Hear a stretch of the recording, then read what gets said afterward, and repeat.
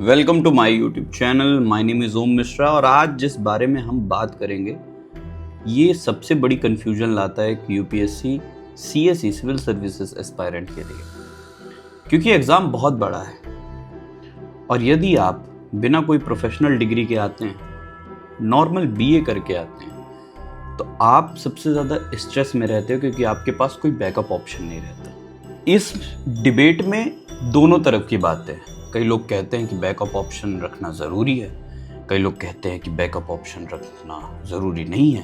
When you decided your goal you should be focus. आप एक गोल है, आप उस पर फोकस रहें। कई लोग कहते हैं कि भाई इतना कंपटीशन है और इस एग्ज़ाम में लक भी प्ले करता है, तो आपको एक बैकअप ऑप्शन रेडी रखना चाहिए अपने के साथ। तो एक कंडीशन बताता हूँ आपको पता है इस एग्ज़ाम को इंजीनियर सबसे ज़्यादा निकालते हैं, आईआईटीएन सबसे ज़्यादा निकालते हैं।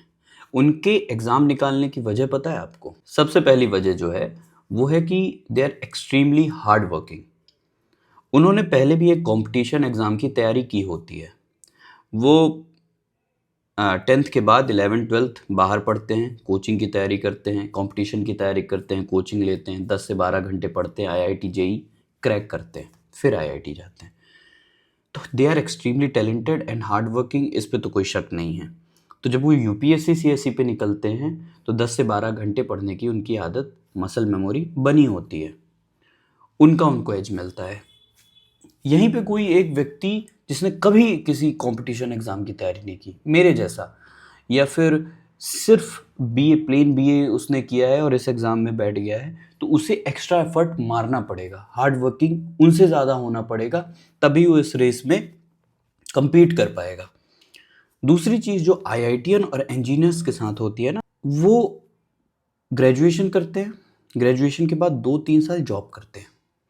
जब जॉब करते हैं तो उनके नेटवर्क्स बन जाते हैं, और आपको पता है या नहीं मुझे नहीं पता, पर आज भी सबसे ज़्यादा जॉब रेफरल से मिलती हैं।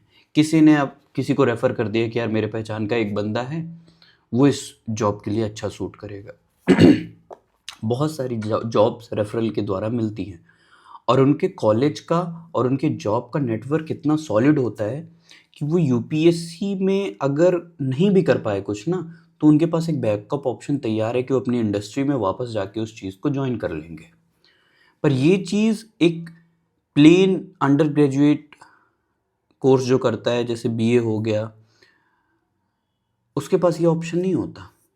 पहली बात, अगर अनलेस आप बहुत अच्छे कॉलेज से ना किए हो, और ये चीज़ ना स्ट्रेस बनाती है। मैं सबसे इम्पॉर्टेंट चीज़ मैं बताता हूँ ना, क्यों निकालते हैं, क्यों मैंने ये बात बताई, जॉब वाली, बैकअप वाली, आईआईटीएन का एग्जांपल दिया कि constantly back of the mind एक स्ट्रेस होता है कि अगर ये नहीं हुआ तो आप फुल तरीके से 100% अपनी प्रिपरेशन पे नहीं लगा पाते।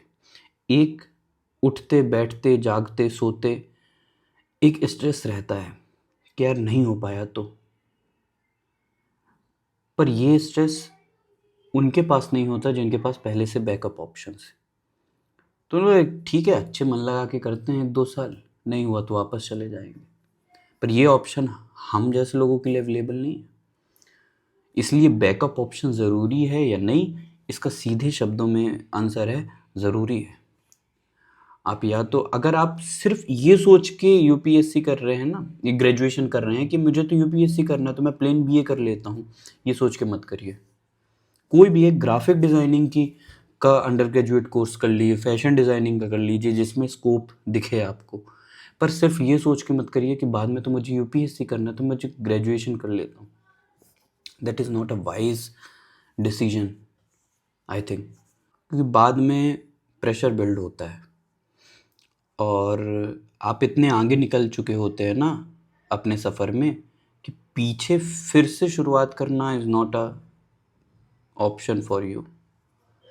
इसलिए पहले से अगर आपके पास एक प्रोफेशनल डिग्री होगी, जैसे लॉ हो गया, या फिर बीए करते हैं तो आप मास्टर्स के लिए अप्लाई कर दें, लॉ के लिए अप्लाई कर दें। यूजीसी नेट वगैरह अच्छे ऑप्शंस हैं आपके लिए, जो कि ज़्यादातर लोग करते हैं, पर कई लोग ये भी नहीं करते, उनके लिए ये ऑप्शन। या फिर जो लोग नई तैयारी कर रहे हैं, मैं उनको ये एडवाइस देना चाहूँगा, क्योंकि अब मुझे तैयारी करते बहुत बहुत साल तो नहीं हुए, मतलब 2 साल हो गए हैं मैंने एक अटेम्प्ट दे दिया है, तो मुझे पता है चीज़ें कैसे वर्कआउट करती हैं। जब हम शुरुआत कर रहे होते हैं तो हमें, जब हम पहली सीढ़ी पे होते हैं ना, तो हमें 20वीं या 25वीं सीढ़ी नहीं दिख रही होती है, तो हमें लगता है कि यार पार कर जाएंगे, वहाँ क्या हर्डल होगा।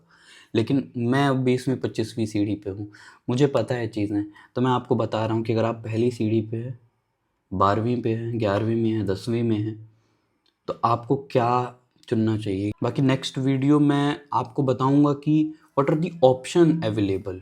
अगर आप इस चीज़ की तैयारी में हैं तो आपके पास ऑप्शंस क्या क्या अवेलेबल हैं। बहुत सारे ऑप्शंस हैं, कुछ ऑप्शंस में मैं भी काम कर रहा हूँ। लाइक मेरे पास कोई प्रोफेशनल डिग्री नहीं है, but other than that I develop skills.